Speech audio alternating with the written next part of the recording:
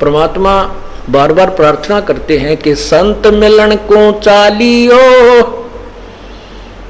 दिन में कई कई बारे, आसोज के में जो ये गणा करें उपकार। भाई कई बार ना जा सके तो संत दर्श दो बखत कर ले, कह कबीर संत दर्श ते यू काल दगा ना दे। दो बखत भी ना कर सके तो दिन में कर एक बार, कह कबीरता दास का बेड़ा हो जा पार। फिर परमात्मा बताते हैं कि एक बार भी नहीं कर सकता है, दूरी ज्यादा हो जाती है, तो कहते हैं सप्ताह में एक बार अवश्य कोशिश कराने की। सप्ताह में भी नहीं बात बनती है, ज्यादा दूरी है, तो पक्ष यानी 15वें दिन पक्ष अवश्य। उससे भी दूरी है तो फिर एक महीने में अवश्य दर्शन करने की चेष्टा कर, अवश्य पहुंच। और फिर भी कुछ ज्यादा ही विदेश दूर चला गया है तो 6 महीने तक चूकिए मत। और भी ज्यादा कोई मजबूरी या दूर चला गया है तो 1 वर्ष में संत के दर्शन के लिए अवश्य आइए। और दूर रहते हुए फिर कैसी भावना रखे, लाख कोस जो गुरु बसे और शेष समुद्रा तीर, एक पलक भूले नहीं जो गुण हो शरीर।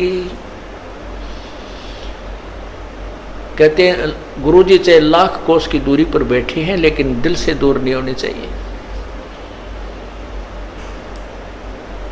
तो 1 साल में कोस अवश्य पहुंचना चाहिए। अब यहां भक्तों के शंका आती है कि गुरु जी अब 1.25 वर्ष तक अज्ञात रहे, दर्शन नहीं हो सके, तो क्या हमारे ऊपर क्या हमारा जो नाम तो फिर खंड नहीं हो गया है? ऐसा कुछ नहीं है। ये लीला परमात्मा की है। जैसे कोई एक्सीडेंट हो जाता है और वही उसमें टांग टूट जा, प्लस्तर बांधे रहना पड़ता है और चारपाई पे लेटा पड़ा रहना होता है। लेकिन जब ठीक हो जाए, जब थोड़ा ही पड़ा रहना है, फिर तो काम करे, घूमे, फिर अपने सारे कार्य सुचारू करे। तो ये कोई लीला है परमात्मा की, इनमें ऐसा कोई दोष नहीं आता। क्योंकि आप तो रो रहे थे, आप गुरु जी से दूर नहीं थे, आपकी आत्मा तड़फ रही थी। और उन नादान लोगों ने स्वयं भी पाप कमा लिया, जिन्हें हमारा विरोध करके ये ऐसा झूठा केस बनाकर परमात्मा के कुत्तों को सजा उन्होंने हमारे को प्रताड़नाएं दी है, जेल में डाला। अब मुझे इस बात का डर है कि उन गेला के बनेगी। इतनी आत्मा रुआ रखी है उन्होंने, उनकी हाय पाड़ के दर देगी, उनके मनमान कई पीढ़ियों तक का नाश कर देगी। हम किसी को दुर्शीष नहीं दे रहे, लेकिन उनके किए हुए कर्मों का प्रतिफल बता रहे हैं। ऐसी ब्रान माटी होंगी उन लोगों की, कुत्ते बनेंगे, कीड़े पड़ेंगे, खाज लगा करेगी, टांग टूटेंगी। ये मुख्य दोषी वो लोग हैं जो स्वार्थवश जनता को गुमराह करके और संतों का विरोध कराते हैं। लेकिन दोष उनको भी लगेगा जिन्होंने पाखंडियों की बात बिना देखे सुने मान ली। तो पुण्यात्मा उसमें दोष नहीं, तो आपकी तो अधिक कर्म बने हैं, आप हृदय से रोए हो। जैसे धर्मदास जी को परमात्मा ने 6 महीने तक तड़पाया था, उसके अंदर की कसक देखने के लिए और बनाने के लिए। और फिर जब वो परमात्मा मिले तो और अधिक प्रेम से, और प्रेम और बढ़ा हुआ था। तो पुण्यात्मा यही समक्ष प्रत्यक्ष प्रमाण है कि कोई भी बच्चा परमात्मा से दूर नहीं हुआ, आपकी दूनी कसक पड़ी है। तो वही आपने ये ज्ञान समझ लिया कि जैसे बंदी छोड़ दयाल जी तुम लग हमरी दौड़, और जैसे काग जहाज का सूझ और निठर। आप इतना ज्ञान युक्त हो गए हो जैसे समुद्री जहाज के ऊपर शाम के समय कौवा इस दृष्टिकोण से बैठ जाता था, जो 4 बजे से जहाज प्रस्थान होता बंदरगाह से, कि ये खाना खाएंगे और वहाँ टुकड़े खाऊंगा, तो पूरा बाजार सा लगा हुआ होता है समुद्री जहाज में, सारी व्यवस्था होती है, होटल भी होते हैं वहाँ, कैंटीन भी बनी होती है, सब तरह की दुकानें होती हैं, एक शहर सा होता है। पुराने समय की बात है जब ये इंस्ट्रूमेंट नहीं थे जो वर्तमान में हैं, जो बहुत सेंसिटिव इंस्ट्रूमेंट नहीं थे, उसमें एक वो रखा करते थे दिशा सूचक, और वो दिशा सूचक को भी कोई ऐसी जो चुंबकीय चट्टान होती थी वो डिस्टर्ब कर देती थी, उसकी दिशा को बदल दिया करती थी। तो जब वो उस दिशा सूचक को चेक करने के लिए ये ठीक काम कर रहा है या नहीं, हम अपनी सही दिशा में जा रहे हैं या नहीं, उसके लिए वो क्या तरीका अपनाते थे उसकी जांच का, कि जो कौवे ऊपर बैठे होते थे उनको डड़ा मारते थे पत्थर, उनको जहाज से विवश कर देते थे उड़ने के लिए, तो वो कौवा वहां से उड़कर चल पड़ता। और कौवे में परमात्मा ने एक विशेष ऐसी वो दे रखी है, उसके अंदर ऐसा इंस्ट्रूमेंट ला रखा है कि वो उस दिशा को नहीं भूलता जिस दिशा से वो चला था। वो ये ख्याल रखता है कि मान ले ये मुझे यहाँ से धक्के मारेंगे तो मैं फिर उस दिशा में अपने घर की तरफ चल पड़ूंगा। वो आंखें रात्रि में भी उसी चिंता में उस दिशा को भूलता नहीं। और रात्रि के समय वो जहाज निकल जाता 200 किलोमीटर, और वहां जब वो 200 किलोमीटर जहाज चला जाता तो वहां जल ही जल नजर आता था, कोई आसपास कोई शहर या किनारा दिखाई नहीं देता। तो वो काग उड़ता वहां से, वो कौवा उड़कर चल पड़ता है अपनी उसी दिशा में जिस दिशा से वो जहाज चला था। अब कौवा तो उड़ता रहा, उड़ रहा है, तो वो जहाज वाले अपने दिशा सूचक को चेक कर लेते थे, ये सही है, हम सही दिशा में चल रहे या नहीं। उधर से वो कौवा जाता है 10 किलोमीटर 20 किलोमीटर, फिर आगे देखा कि तो बैठने जगह कोई नहीं, वो फिर मुड़कर देखता है कि उसको वो जहाज ही दिखाई देता अपने प्राण बचाने के लिए। वापस आकर के उस जहाज पर ही विश्राम पाता है। तो पुण्यात्माओं, जब आप इस ज्ञान से पूर्ण परिचित हो जाओगे, उस समय आपको इस सतलोक आश्रम क्रोथा और बरवाला और इस दास के अतिरिक्त और कबीर परमात्मा के अतिरिक्त तुम्हें कोई स्थान दिखाई नहीं देगा। सब डूबने का होगा, पैर रखते ही डूबने का होगा, क्योंकि चाहे कितने प्यारे और कितने ही नेक भाई बहन रिश्तेदार हैं, वो तो इसी समय में हमारे साथ रहेंगे। आगे ना जाने अपने संस्कार वो कहाँ जाएंगे, वो हम कहाँ जाएंगे, ना जाने कि तो पशु बनेगा, कोई पक्षी बनेगा, कोई जानवर बनेगा।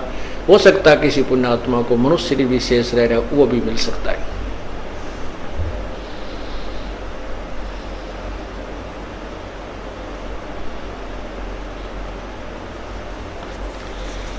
इसलिए हमने परमात्मा की भक्ति करनी चाहिए। और ऐसे आपके अंदर जो तरफ बनी है, अब आपको वो वही कौवे वाला ज्ञान हो गया। आपको परमात्मा कबीर जी के अतिरिक्त इस संसार में, ब्रह्मांड में आपको भगवान दिखाई नहीं देगा, जो हमें सुख दे सके, जो हमें आश्रय दे सके। और जब ये ज्ञान हो जाएगा तभी हम डूबने तो बचेंगे। ना तो काग को ज्ञान नहीं होता, करा कि तो बैठ जाता समुद्र पर, डूब जाता नहीं, थोड़ी देर में थक के गिर जाता, फिर वैसे डूबना था। तो समझदारी की उसने, वापस आकर वहीं शरण ले ली। तो अब ये भी हुआ है कि जिनको हमने धमका दिया था, खुरका दिया था, वो बार बार गलती करते थे, वो आया ना करते, नाम भी छोड़ दिया था, अब वो भी उल्टे आ गए। या और कमाल करी परमात्मा ने।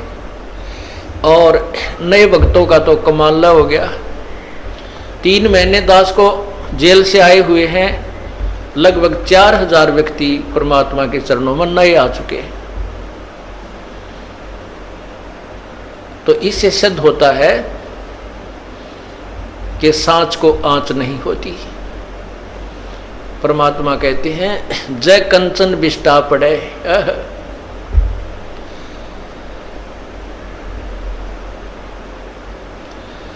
तो घटे न ताका मोल। समझदार व्यक्ति तो जैसे सोना है, और सोना टट्टी में भी पड़ा ना, कितना टट्टी में राछी डड़ी हो इतनी सारी, चाहे इतना पड़ा हो, कोई ना छोटा, जब बैठा कर धोकर मांझ कर गोज मगाल कर और दौड़ लेगा कि देखो देख ना ले। तो ऐसे ही जब हमें परख हो जाएगी, लोगों ने अब इस दास के ऊपर सोने के ऊपर टट्टी डाल दी और हमारे बच्चों ने वो टट्टी ना दिखी, सोना दिखा। तो पुण्यात्माओं, उनके द्वारा डाली हुई वो टट्टी यानी उनके द्वारा गंध फैलाया हुआ भी साफ कर रहे हैं, लोगों को समझा रहे हैं, ये झूठ बोलते हैं, ऐसा कुछ नहीं उस आश्रम के अंदर, और सोना भी ले रहे हैं। तो इस प्रकार परमात्मा जिसके साथ है उसका कोई कुछ नहीं बिगाड़ सकता, नहीं तो फिर भगवान का नाम में मिट जाएगा इस पृथ्वी पर से, राम नाम की कोई चीज नहीं रहेगी।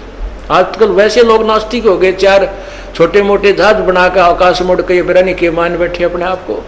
अगर 2-4 वर्ष परमात्मा बूंद ना गिरे, वर्षा ना करे, अकाल पड़ जाए, ये जहाज और इंस्ट्रूमेंट ये सकाइल है बुड़क पड़े पड़े जरा इनके, इनमें कोई बैठनिया नहीं पाओ, इन्हें देखनिया नहीं पाओ, और भगवान को भूल गए।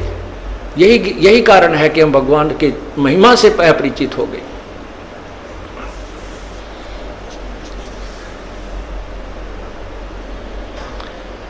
अब प्रसंग चला था,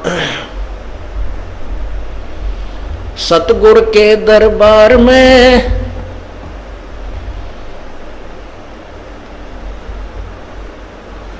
जाइयो बारंबारे, वो भूली वस्तु लखा देवे हैं सतगुरु दातारे। ये जो चीज हम भूल रहे थे भगवान की भक्ति, और भक्ति भी यथार्थ, उस ज्ञान को वो संत फिर दोबारा हमारे हृदय में प्रवेश कर देते, ऐसे दातार हैं। अब पुण्यात्माओं, ठीक है, जो हमसे परिचित नहीं है वो तो लोगों की दंत कथा सुनकर कुछ भी कहते रहें, सुन और कुछ भी कह सकते हैं, क्योंकि जनता का तो काम में यो है। जो भगवान से दूर हैं वो लोग तय जिसी सुनेंगे आगे वैसी ही कहना शुरू कर देते हैं। इस दास ने 17 फरवरी 1988 में परमात्मा की शरण मिली थी, और उस दिन के बाद 6 वर्ष 1994 तक दास ने जेई की पद पर सर्विस की। काम करते, अपनी ड्यूटी करते करते भी हम भक्ति करते हैं, हमारा रूल यही है, काम भी करो भगवान ना भूलो, बुराई छोड़ दो।